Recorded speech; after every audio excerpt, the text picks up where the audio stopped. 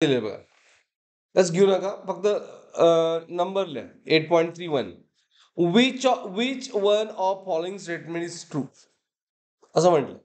काय म्हटले बा, sound wave in air are longitudinal while light wave are transverse. बरोबर आहे.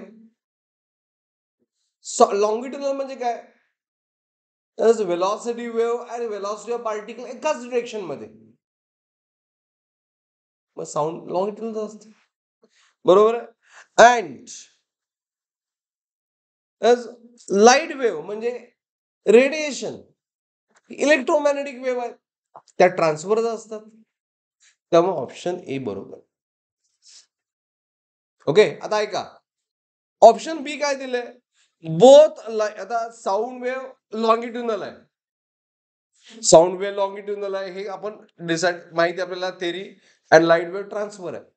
Both light and sound wave are transverse चुकलेलं आहे. Both light and sound wave are longitudinal चुकलेलं आहे. Sound wave are transverse, light wave are longitudinal. हे सगळे option wrong आहेत. Is it clear? ही प्युअरली थेरी होती, ह्यामध्ये काय अंडरस्टँडिंग नाही. लॉंगिट्युनल म्हणजे अर्थ कळते ना, एकाच डिरेक्शनला पार्टिकल व्हायब्रेट असे व्हायच नाहीत. अशी व्हायब्रेशन वेव्ह म्हणजे काय, ट्रान्सफर. आणि लाईक दिस वेव्ह,